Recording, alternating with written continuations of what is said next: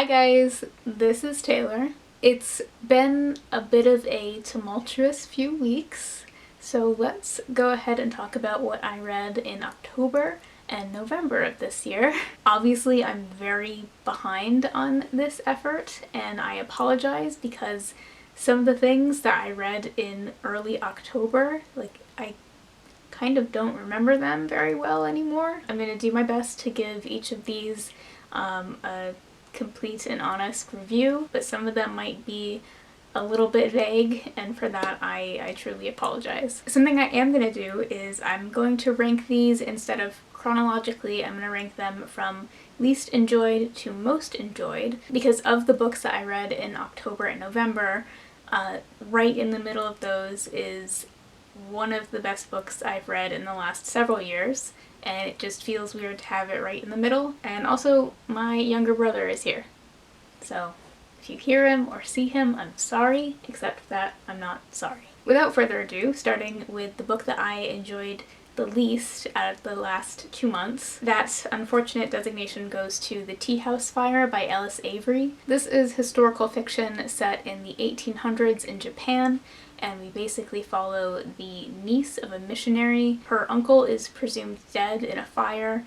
She takes shelter in this tea house belonging to kind of a middle-class family, and then she's basically adopted into this family. So this is basically an account of a foreigner living in Japan at a time that Japan had almost no foreigners at all. The main thing about this novel that made it unenjoyable for me was that this overwhelmingly felt like a vessel for the author to show off how much and how thoroughly she had researched the tea ceremony and Japan during this time period. It just felt like she was funneling all of her knowledge about these subjects into a novel format where there was basically no plot. I would say that it's a character study, except it's not, because the characters are not very interesting, and it just kind of plods along until it ends. Under different circumstances, I probably would have DNF'd this, except I was listening to this on audio during a time that I was traveling,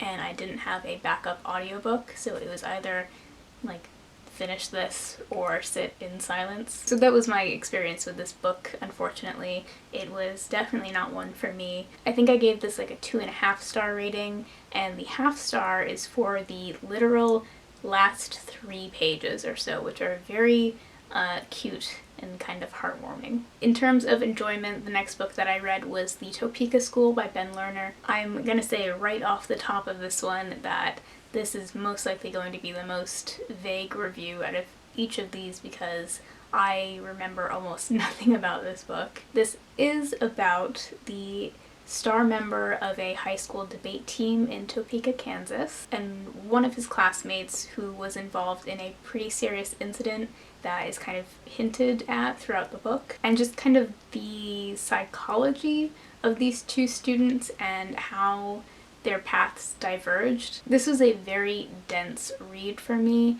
and ultimately it just wasn't rewarding enough for how dense it was. For me, it definitely could have been that whatever he was trying to do, whatever message this author was trying to convey, went over my head. That is completely possible. I got bits and bobs of the themes that he was trying to explore, but it just never really came together for me. So I think that this book could very well be successful for other people.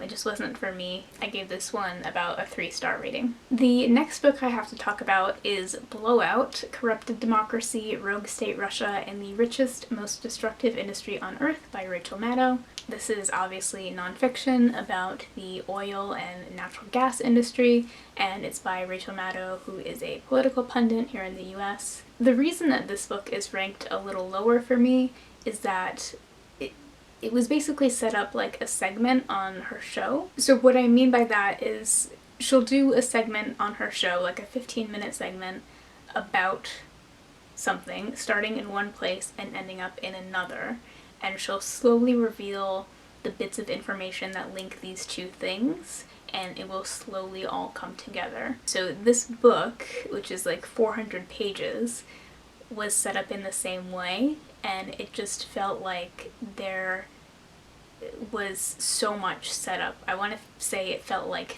50% of it was just the setup for the points that she was trying to make. However, this book did do a great job with the ultimate message, which is that those at the top of the oil industry control absolutely everything, and they have the ultimate power to control information and tweak regulations to fit their agendas, and how we as a normal populace, we don't even know how bad big oil is, because the people at the top of big oil own everything and will probably never know how bad it is. So it really drove home that point, and that was terrifying. But because of what I would call the formatting issue that I talked about before, I would probably give this one like 3 stars. Next up, I have Kristen Lavransdatter, The Wife. This is the second book in the Kristen Lavransdatter series by Sigrid Undset. This is historical fiction set in the 1300s in Norway, and we basically follow a relatively well-off family and their oldest daughter Kristen as she comes of age, and they try and find a husband for her. And then the second book obviously follows her marriage. So the thing that I loved about the first book was that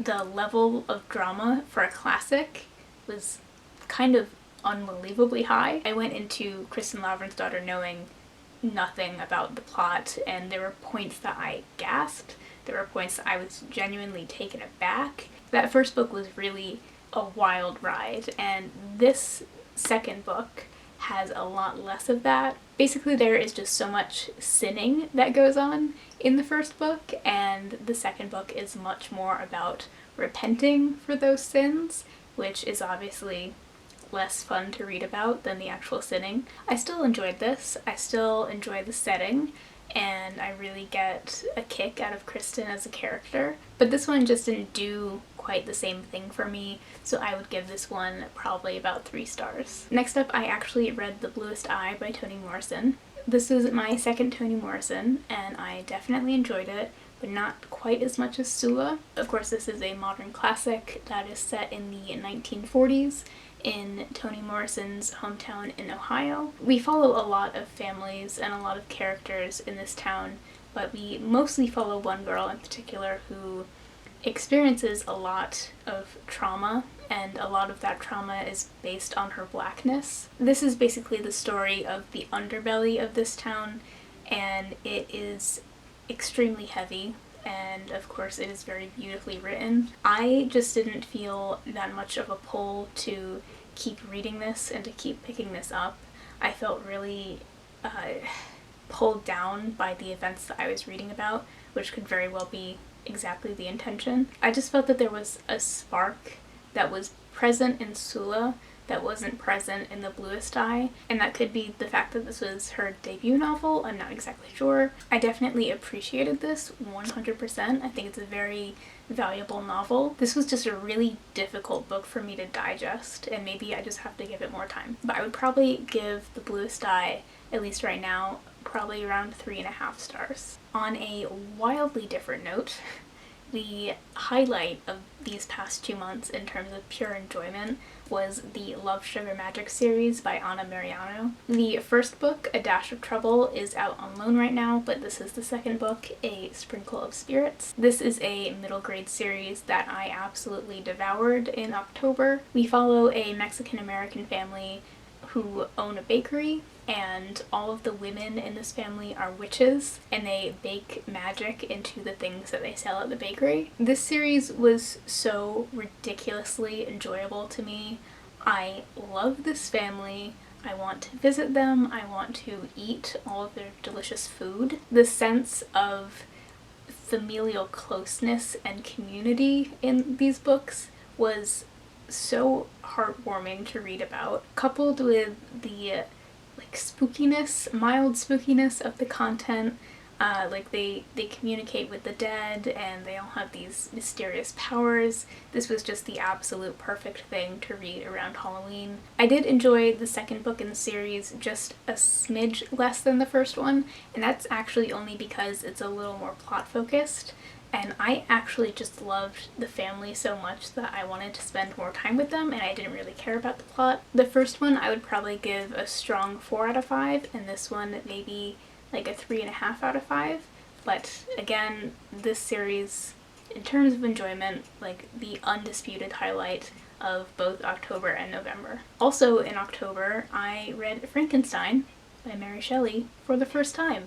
And it was such a good time. I guess I just wasn't fully aware of how pro-monster this book is. I've often talked about how I sometimes struggle to empathize with characters from classics, but for me to relate so strongly with Victor Frankenstein's monster, and for this monster to be raising these really deep nuanced questions about humanity. I just loved that. I really appreciated the writing in here. I appreciated all these big questions, and for all this to be in what was essentially the first sci-fi novel, I just thought that was fantastic. I suspected that I would really enjoy Frankenstein, but I'm glad that that suspicion was correct. I would probably give Frankenstein a strong 4 out of 5. And going along with the theme of classics that went surprisingly well for me, I also read The Crucible by Arthur Miller. As I mentioned when I hauled this, I somehow managed to go along my entire life without knowing that The Crucible is about the Salem witch trials. So once I figured that out, I knew that I had to read it in October. I basically loved this, and my main takeaway was just about how well the sense of hysteria was conveyed. As a play, this is terrifying. It's chaotic, and you just get completely swept up in the madness, and you really get a sense of how ineffective and chaotic McCarthyism must have been. I think that's a really strong metaphor here. So yeah, I really enjoyed The Crucible, which is not something that I expected to say in 2019. But I'm glad that I found out about its subject matter, because otherwise I probably never would have bothered with this. I would also give The Crucible a strong 4-star rating. And during November, the 6th volume of the Eternal Editions of Sailor Moon also came out, and of course it was a complete and total delight to read. Again, this was basically a reread for me, because this is just a updated edition that is much bigger than the previous editions and with a brand new translation. But nonetheless, this was a 5-star read for me, as most of the volumes in these editions have been. It's really no surprise, but there it is. And that brings us to the best book that I read in either October or November, but also the best book that I've read all year, and that was In the Dreamhouse by Carmen Maria Machado. This is a memoir that looks back at an emotionally abusive queer relationship that the author was in for many years. It tackles so many aspects of trying to navigate a situation like this, but also just goes into such incredible detail about this specific relationship and its nuances. I will say that this book emotionally brought me to my knees.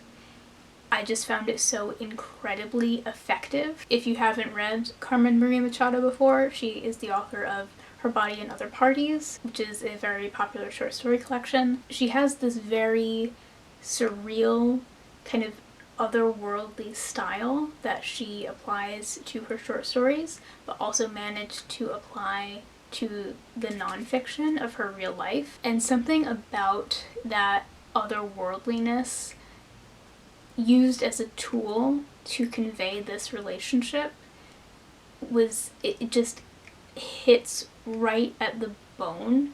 It worked so incredibly well. This is a book that I can safely say changed my life. It was really that good, but at the same time, it's obviously not a book that I would push on everyone. It's incredibly dark, it's upsetting, and it's very real. So I would approach with caution if you think you might be sensitive to the material in it, but other than that, this is In the Dreamhouse by Carmen Maria Machado, and I gave this 5 stars. So thank you so much for watching. As always, this was a little bit of a roller coaster. I'm hoping now that this wrap-up is out of the way, I can start to put out some year-end videos, because those are my favorite part of BookTube anyway. But I hope you're having a great day, and I'll see you soon. Bye!